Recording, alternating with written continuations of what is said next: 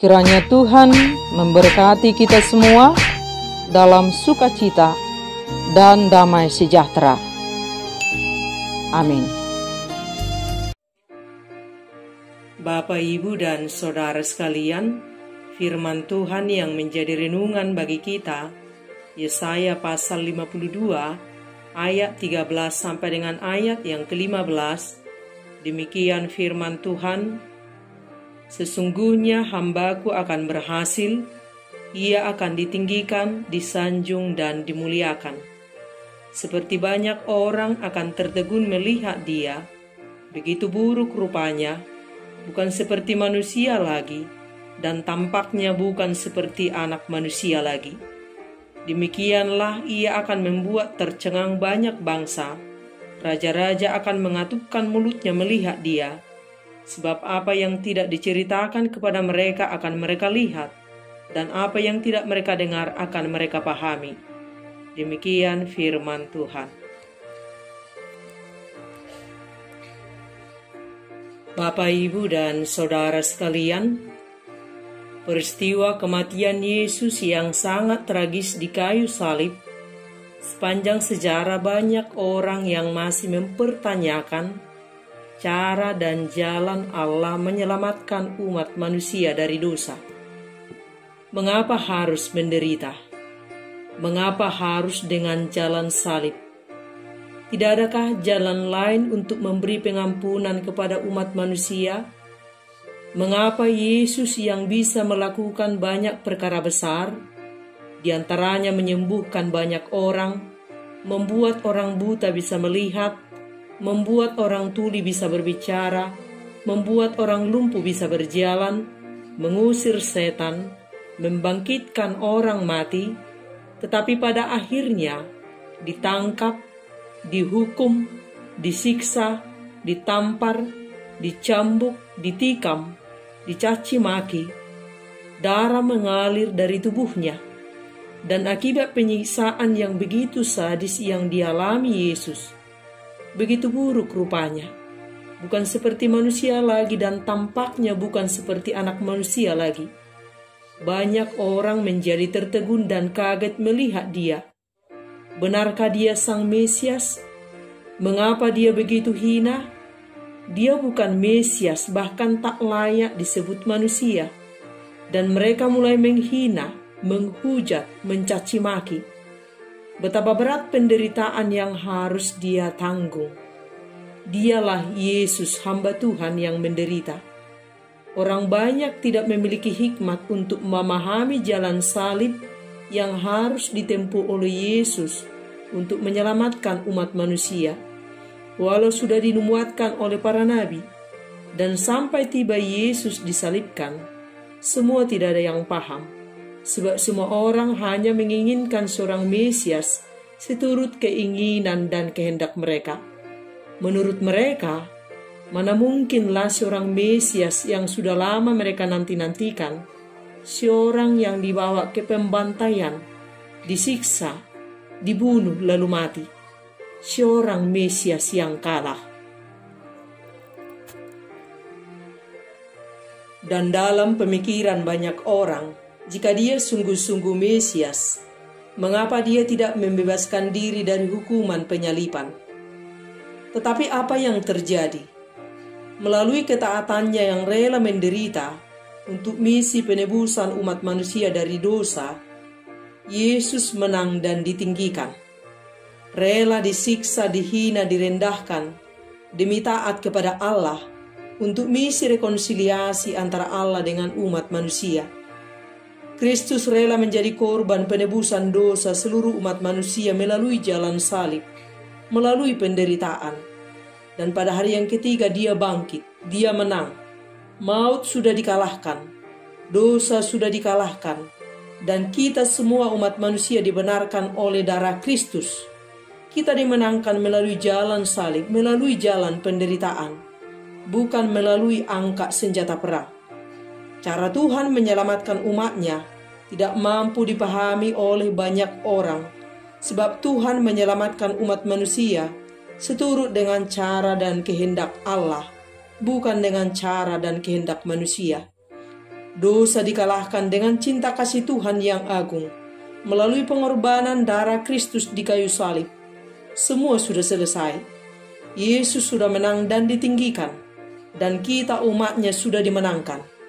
Percayalah, Kristus adalah Mesias Juru Selamat kita. Sembahlah Dia, dan jangan lagi kembali hidup dalam perhambaan dosa. Dan Jumat Agung merupakan momen agung di dalam sejarah, di mana Tuhan yang menjadi manusia rela disalibkan dan mati demi menebus dosa semua manusia. Di dalam salib ada penebusan Kristus yang memperdamaikan dan meredakan murka Allah. Sebab upah dosa ialah maut, tetapi karunia Allah ialah hidup yang kekal dalam Kristus Yesus Tuhan kita. Maut berbicara tentang kematian kekal, yaitu penderitaan tiada akhir. Maut tidak bisa ditukar atau digantikan dengan ibadah, perbuatan baik, amal, dan lain sebagainya. Maut hanya bisa dibayar dengan nyawa. Sesungguhnya kematian adalah bagian kita sebagai orang berdosa, karena semua orang telah berbuat dosa dan telah kehilangan kemuliaan Allah. Namun Yesus berkata, sebab Anak Manusia datang untuk mencari dan menyelamatkan yang hilang. Allah itu adalah Allah yang adil dan Allah kasih. Manusia yang berdosa harus dihukum, karena Allah itu adil dan Allah juga mengasihi manusia. Untuk menyelamatkan manusia yang berdosa, Yesus harus mati. Penderitaan dan kematian yang seharusnya kita tanggung, ditanggungnya di atas kayu salib. Dia yang tidak mengenal dosa telah dibuatnya menjadi dosa karena kita, supaya dalam Dia kita dibenarkan oleh Allah. Tanpa kematian pengorbanan Kristus, kita tak beroleh jalan masuk menuju kehidupan yang kekal. Semua karena kasih karunia Allah semata, yang rela memberikan Anaknya yang tunggal Yesus Kristus mati bagi kita. Dialah jalan keselamatan dan pengantara kita, karena Allah itu Esa, dan Esa pula Dia yang menjadi pengantara antara Allah dan manusia, yaitu manusia Kristus Yesus. Bagi kebanyakan orang, berita penebusan Kristus di kayu salib adalah kebodohan. Bagaimana mungkin Tuhan disalibkan oleh manusia ciptaannya? Kalau Kristus itu Tuhan, seharusnya Ia bisa membuktikan kuasanya dengan meloloskan diri dari penyaliban. Yesus bisa saja menyelamatkan diri dari penyaliban, tetapi bukan itu yang menjadi misi kedatangannya ke dunia ini. Anak Manusia datang bukan untuk dilayani, melainkan untuk melayani dan untuk memberikan nyawanya menjadi tebusan bagi banyak orang. Salib adalah tanda kasih Tuhan kepada dunia. Dengan kematian Yesus, kita diselamatkan. Yesus sungguh-sungguh mati untuk kita. Dia mengampuni kita. Dia rela membayar harga yang sangat mahal melalui jalan salib, melalui darah kudusnya. Dan tindakan Yesus ini sangat mencengangkan. Di tengah-tengah dunia di mana manusia cenderung untuk mempertahankan diri, cinta diri, tetapi Yesus rela turun tahta, menjadi hina dan rela berkorban sampai mati, demi kita umat manusia sependosa yang tak layak dikasihi. Dia memberi kasih-Nya yang agung kepada semua umat manusia. Kita diampuni dengan cara mengambil alih hukuman yang seharusnya untuk kita, dan Dia timpakan untuk diri-Nya yang tidak berdosa dan menjadi seorang hukuman. Semua telah dilakukan oleh Tuhan kepada kita umat ciptaannya sebagai tanda kasih-Nya kepada kita umat manusia. Darah-Nya saja, hidupnya saja seutuhnya Dia berikan supaya kita hidup, supaya kita dekat dengannya, dan supaya kita tidak duduk menderita selamanya di neraka. Dia mati untuk menggantikan saya, Anda, dan kita semua. Saya, Anda, dan kitalah yang seharusnya dihukum, disiksa, ditikam, dicambuk, disalibkan, dan mati. Tetapi Dia rela turun tahta, merendahkan diri dan menjadi manusia hina, Dosaku, dosa Anda, dosa kitalah yang ditanggungnya. Semuanya dia alami, dihina, disiksa, dicaci maki, dicambuk, dibunuh, supaya aku, kamu, dan kita semua hidup, supaya aku, kamu, dan kita dibenarkan, supaya aku, kamu dimerdekakan. Masih ragukah kita menjadikan Dia Tuhan Juru Selamat hidup kita satu-satunya?